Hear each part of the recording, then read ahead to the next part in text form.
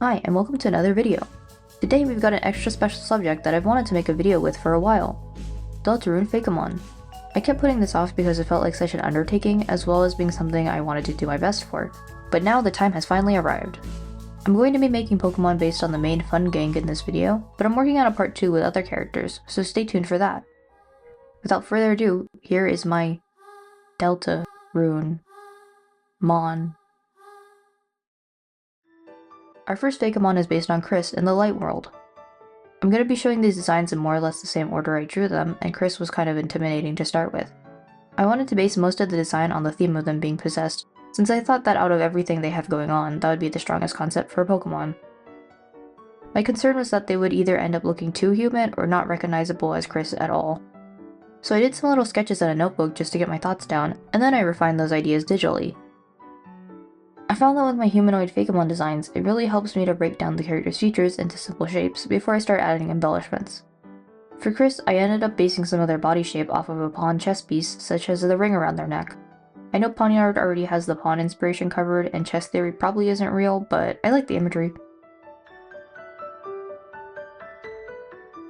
Some other ideas I put into their design were shaping their flyaway hairs into these horn things that curve into a heart shape.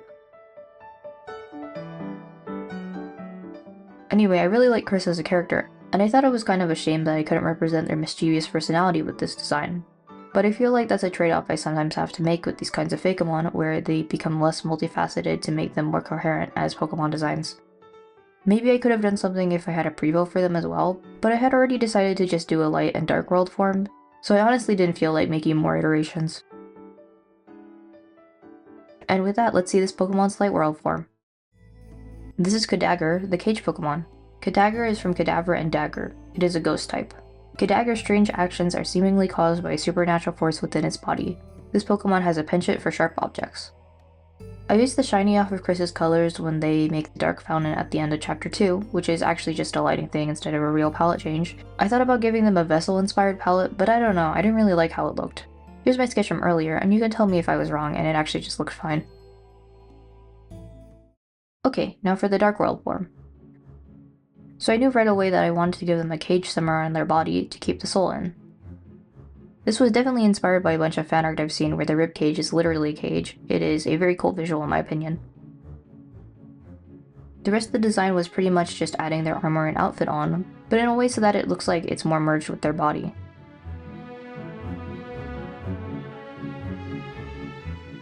I changed their hair to be more helmet shaped so that there would be less organic looking features since I plan to add in a steel typing.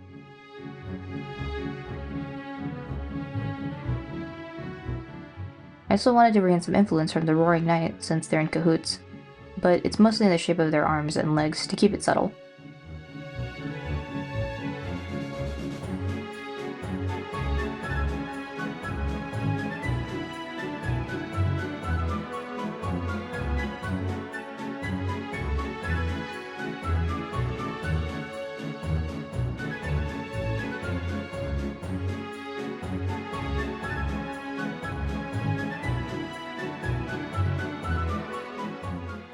Like halfway through, I tried getting rid of their arms to match that prophecy panel and didn't like it, but looking at it now, I think it's kinda cool.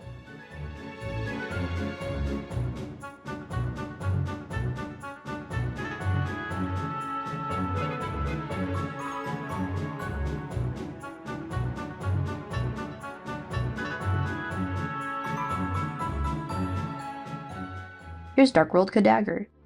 It is Ghost and Steel. Despite its quiet demeanor, Kadagger now acts as a leader among other Pokemon. It can skillfully wield many different types of swords. The shiny is based on Kris's second Sanctuary colors, which I ended up desaturating a bit to match everyone else's shiny. Now for Ralsei. You probably got the most sketches, including traditional, because I couldn't decide if I wanted to make him bipedal, quadrupedal, or just straight up floating. In the end, I went with quadruped Ralsei for more variety.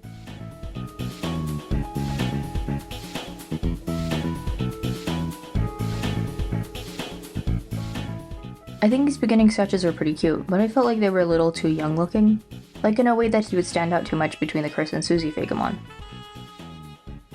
So I tried to make my final sketch less baby looking, even though he still looks kinda small. I was mainly working with his mage theme at this point, but I also wanted to work in some visual references to the concept of darkness. I gave him this fluffy area under the end of his robe that could either be interpreted as fur or a train of fabric. This was to make it look like he's emerging out of the darkness. The star pattern was inspired by the starry backdrop in Castletown.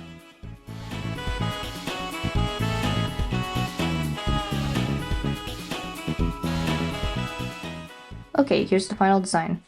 This is Ralsei, the Lonely Prince Pokemon. It is a fairy type. Ralsei is very dedicated to its companions. Though it acts cheerful, its mind is greatly burdened by events to come. Its shiny is based on the legend cutscene.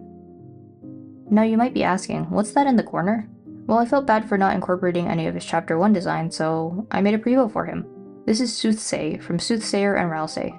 It could also be read as Soothsay, I guess. This Pokemon is knowledgeable about spells and prophecies. Soothsay prefers to make friends rather than battle. Making a preview was a pretty spontaneous decision, and its design is just a combination of some of the sketches I showed earlier, so I figured there wasn't much point in recording the process for it. The shiny is based on Ralsei's suspiciously river person-shaped cloak in Chapter 1. On to our last designs of the video. I have mixed feelings about Light World Susie. I think my concept for her was okay, but the execution isn't the best, since I remember being really tired when I was drawing her. Thankfully, her Dark World form is my favorite of this video, so I didn't end up doing her dirty.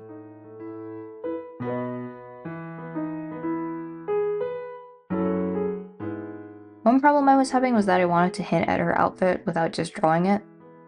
I did end up adding some Feraligatr-inspired scales from her interest and to make it look less like she was wearing jeans and a jacket.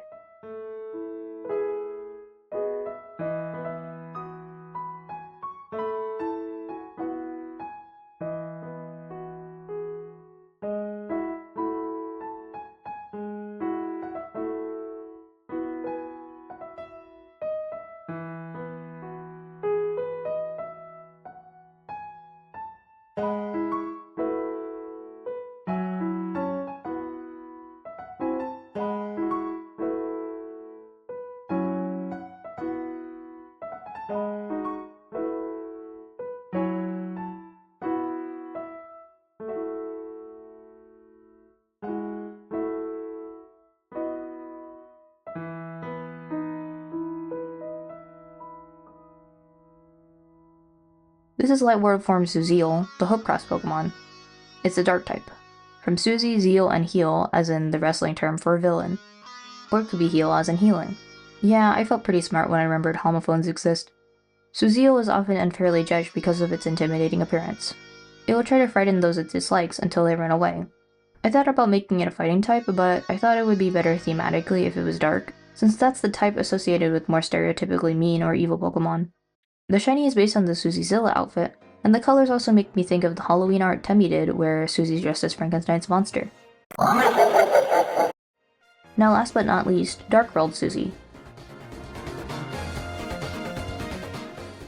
Suziel gains a dragon type with this form, so to make her look more dragonish, I gave her longer claws, a longer tail, and more hair. Although with the giant claws and the way I posed her, she kinda reminds me more of a ground sloth, which is fun.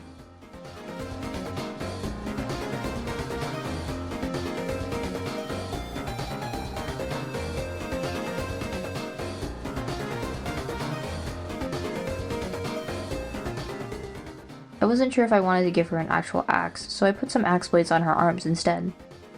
I imagine she can still swing them over her shoulder like she does in that sprite.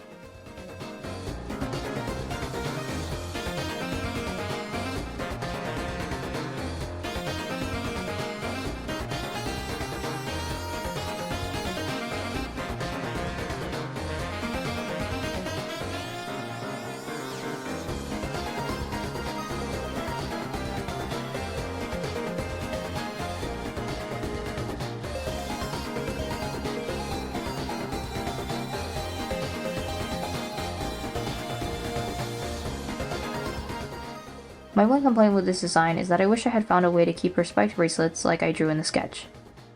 But that's a pretty small complaint since the spikes probably would have made everything too busy anyway.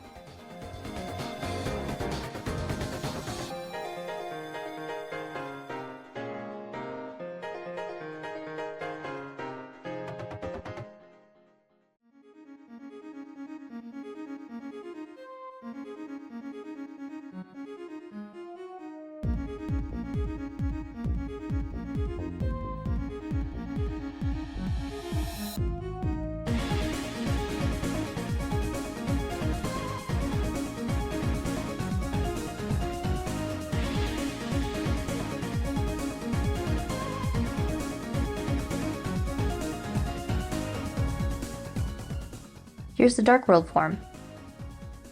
It's dark and dragon, like I mentioned. Susie is a powerful fighter and a loyal ally. With lots of careful practice, it can also learn to use magic for healing. The shiny is based on Susie's second sanctuary colors. Okay, now we've reached the end of this video. I hope you enjoyed watching and liked the designs. Be sure to leave a like or comment if you did, and you can also subscribe to make sure you see the next part. Anyway, thanks for watching, and I'll see you next Saturday.